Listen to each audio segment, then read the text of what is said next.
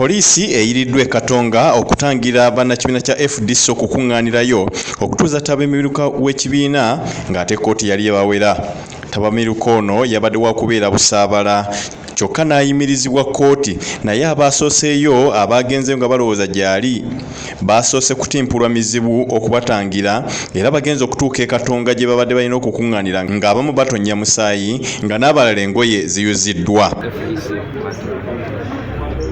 As delegates countrywide, we expected to come and reconcile with our friends to see that we bring our party to a clean place. This is what they are doing to them. That's why you have provided measures. And even some are Look here. at him. He's FDC. Can see them. Look at him. He's FDC. Delegate from Busia. And Nandala is doing this to people.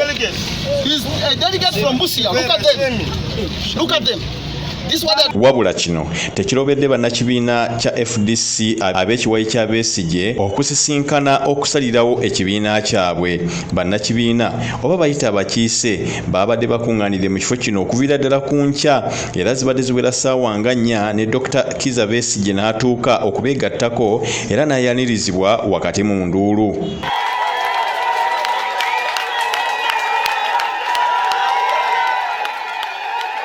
Oluvannyuma mu ngeri eyeewuunyisa ssentebe w'ekibiina kino Waswabirigwa naye yeegasse ku bannakibiina ono ngalabiddwako awalampa ekikomera mu ngeri y'emu nga bwe yakiwalampa ku kitebe kya FDC.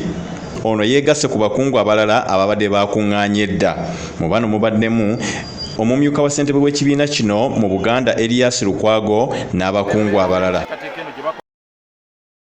Abakungu bano oba abakiise bano beesozza akafuba katakkiriziddwamu bannamawulire okumalira ddala akaseera nga kasaawa emu era olumaze ssentebe w'ekibiina kino Waswabirigwa n'alangirira ng'ensisinkano eno bwefuuse Tabamiruka w'ekibiina. These resolutions so you can take, you can agree or disagree with them. You understand? Once we have done that, I'll say we are almost done. I thank you so much, and as I said, I can't spend so much time. I thank you so much, and I love you very much. Omwogezi w'ekibiina kino Ibrahim Ssemujjunganda oluvannyuma alangiridde ebiyisiddwa mu kafubo omubadde ekisooka okuyimiriza President w'ekibiina kino Patrick Amuriat ne Nandaluma Bafaabi ku bwa ssaabawandiisi bw'ekibiina n'obwa President ssaako omuwanika w'ekibiina kino Geoffrey Ekanya era abamyuka bwabwe okuli Erias Lukwago, Harold Kaija ne Francis Mwijukye ne balangirirwa okugira nga baddukanya ebifo bino mu bujjuvu. Extension of the FDC leadership term of office and organs by 6 months from October 8th. Put in place an interim electoral commission to organize transparent, free and fair elections.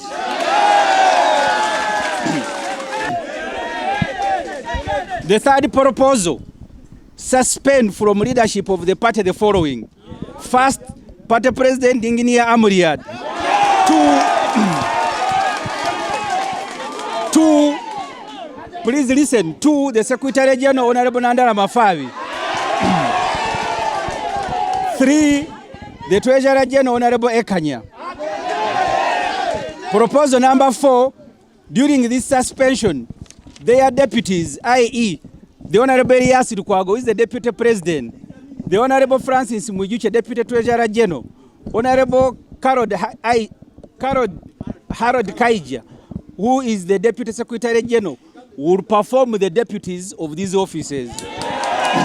Mu biteeso ebirala Ssemujjunganda byasomye mwe muli ekyokutegeeza ng'ekibiina bwe kisazeewo abo abayimiriziddwa banoonyerezebweko mu kakiiko ak'enjawulo akakwasisa empisa. Eyali President w'ekibiina kino Dr. Kiza Besigye oluvannyuma ayogeddeko eri bannakibiina mu ngeri mu ddoboozi ery'omwanguka mwayongedde okubakoowoola n'okubasaba obutava ku mulamwa newankubadde nga bannaabwe baali babalyamu olukwe. The purpose Katonga Road was set up is to defy the agenda, the roadmap that is set up by Mr. Museveni. We shall not remove him through his own roadmap. We cannot accept to be told how to change the system that has denied Ugandans freedom. So we are not focused, Katonga Road is not focused on 2026 elections. That is an agenda for Mr. Museveni. We are focused on regaining control of our country at the earliest possible time, even if it is tomorrow. Ono avumiridde enkola ey'obwannakyemalira ey'okwawulayawula mu bantu etambulizibwako ebyobufuzi bya Uganda, n'asaba bannakibiina okuguma n'okwongera okulwana. To fight for their freedom. The people of Uganda will continue to fight for control of their country. Nobody will intimidate us. So the people gathered here have demonstrated that. Some of our colleagues were locked outside. You had them being tear gassed so that they don't come to join us. They may not be here physically, but their spirits are here, and together we are saying the liberation has just engaged a new gear. Abakiise ab'enjawulo baliko bye boogedde mu lukungaana luno. Please continue with the struggle. Don't give up. Mr. Museveni is aware of the prevailing situation, that not everything is good for him. It is only FDC that can shake Museveni and NRM. Oluvannyuma lwa Tabamiruka ono wazzeewo okuyimba ennyimba eziwaana ekibiina n'okusuusuuta abakulembeze ab'enjawulo abaliwo mu kiseera kino n'okutendereza obukulembeze bw'abo abategese Tabamiruka ono.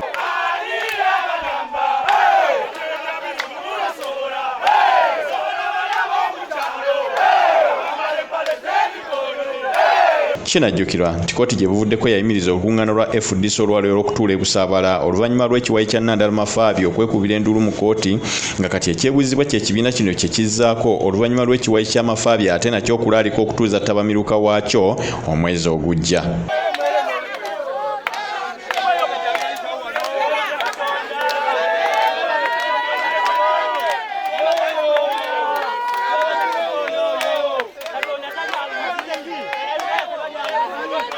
Amawulire gano gakusakiddwa Nagujja Serina ku lwa Beg Television.